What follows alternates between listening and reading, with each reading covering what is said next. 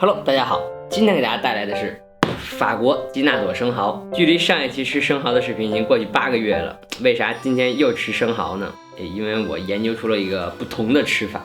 关于法国的生蚝，我跟之前没有看过我吃生蚝视频的小伙伴们再重新的介绍一下。就是生蚝的它的品种有非常多，其中最著名的那就是法国地区产的生蚝。然后法国地区的生蚝它也分很多种，有翡翠生蚝，什么贝龙啊、粉钻呀，什么这那个的，非常多的品种。其中呢，吉纳朵生蚝是最常见的，也是最经典的，也是最容易让人接受的。因为相对于翡翠生蚝和粉钻生蚝，像这个吉纳朵生蚝，它的海水的咸味最淡，也是相对于非常的甜，就感觉是中规中矩又非常的完美。我们可以看到，这个是原装进口过来这个生蚝包装的样子。其实这个已经被拿出去很多了，因为我一下吃不了那么多，所以我只买了12只。只不过我把这个箱子给要回来了。今天我买的这个呢是 N1 的生蚝。看到这儿，可能又有小伙伴说 N1 是什么玩意儿？N1 呢是生蚝的型号，类似于这个衣服的 S 号、L 号、M 号。生蚝最大的呢一般是 N0。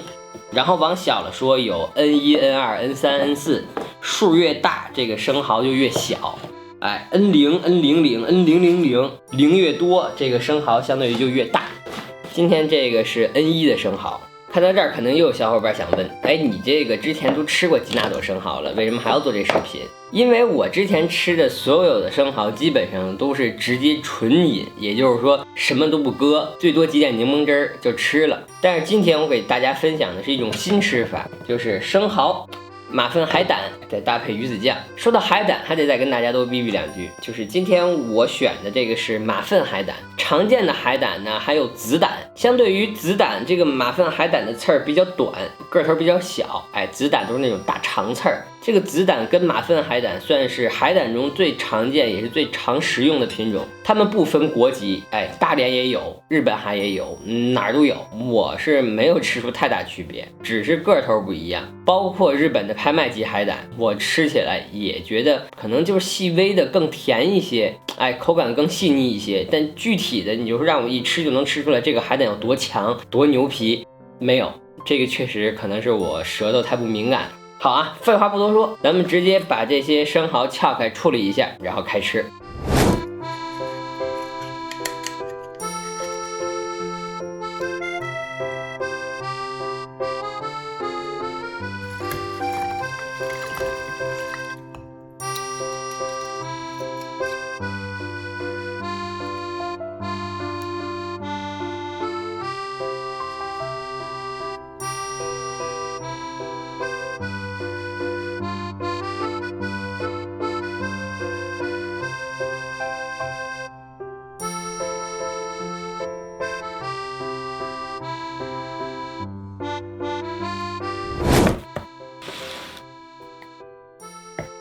好啊，大功告成。现在我的心情只能用一个字来形容，就是爽。你们看视频可能这个整个处理过程就那么几秒几十秒，但实际上我这忙叨叨弄了半个多小时才搞完。这种感觉就像你包了一大盘瓜子仁儿，然后准备开始吃的那种期待。真的是太爽了。给你们看看我的第一视角，这个法国吉纳朵生蚝搭配着鱼子酱、海胆，再来一小块柠檬，哇，这个颜色的搭配加上这个视觉冲击，真的是看着已经流口水了。直接来一个尝尝。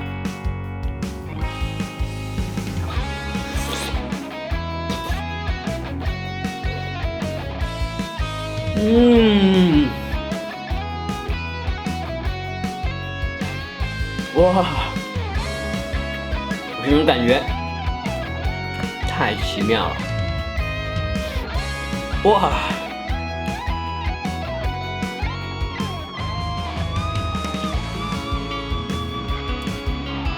海胆的甜配合上鱼子酱的微咸，然后整个这个吉纳朵饱满的口感，一咬进嘴里满满的汁水，再配上这一小片柠檬，把这一中和，这个味道，真的太美妙了。再来一个，哇，这个真的光用肉眼看就已经馋得不行了，直接一饮而尽。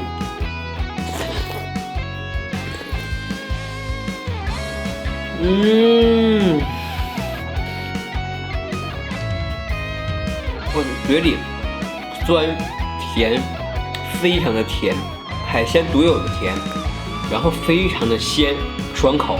哇，这个简直太牛皮了，真的，哇，太牛皮了。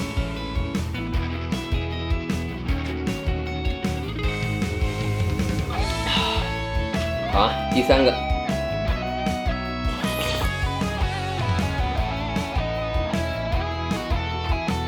哇，这种甜，甜到心里了。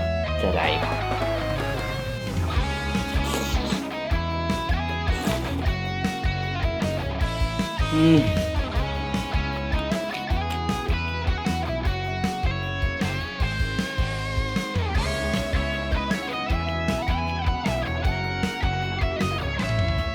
哇，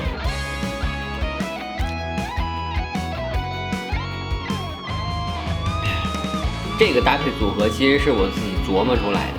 虽然这也是第一次尝试，但因为我之前吃过几家比较高级的餐厅，他们也有这个生蚝，可能上边配点纸橙啊，就或者配点海胆呀，都是非常不错的创意。但是这个生蚝配上海胆鱼子酱跟柠檬的这个3合1，我从来没有吃过，我觉得真的非常的 nice， 真的吃起来完全停不下来。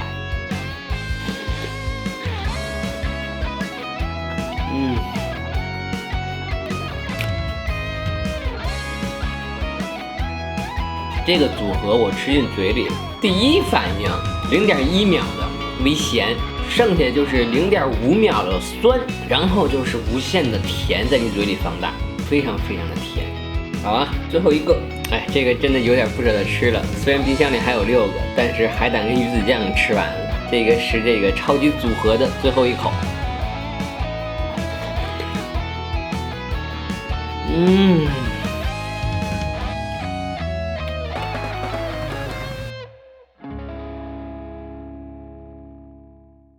好啊，最后做个总结的话，就是这个吉纳朵生蚝配合上海胆鱼子酱，再加上一小块小柠檬，真的这个组合是非常推荐大家去尝试。但当然，你要是对生食有天生的那种抵触心理，那就另说了，因为确实是每个人的口味都因人而异，不可能大家都一样。